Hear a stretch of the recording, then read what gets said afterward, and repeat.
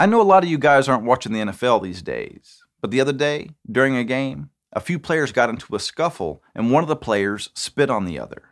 It was disgusting. Shannon Sharpe, the former superstar tight end and now sports talk show pundit, said that because the player who spit was white and the player he spit on was black, he may as well have called him a n***. But what does the race of the players have to do with anything?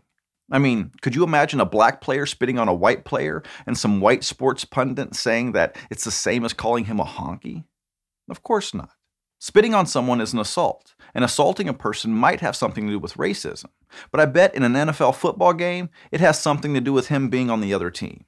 Or does this guy spit on his own black teammates too? If so, you'd be right to bring up race. But this has nothing to do with race.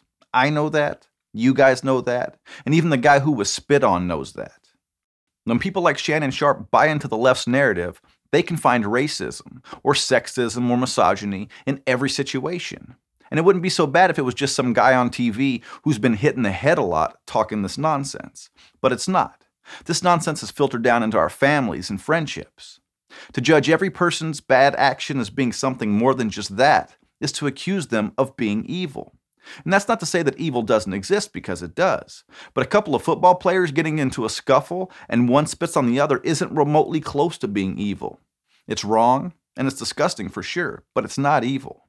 And the sad part to me is that Shannon Sharpe actually believes what he said. Because the bad action was done by a white football player against a black football player, he sees racism. And that's scary. And it's a good example of what's happening in America today. The left have always had to have us divided for them to gain power. So they're working 24/7 to create this narrative that American society is only made up of oppressors and victims. And if you don't agree with their point of view, you're the oppressor. That is, if you're a white male.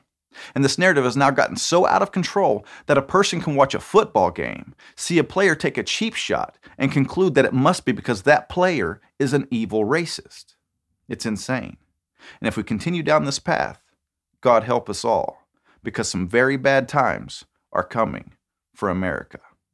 And that's the simple truth. Thanks for watching. If you like this video, subscribe to our channel, and if you want to become a supporting member of Blue Collar Logic, click on the link in the description and give what you can.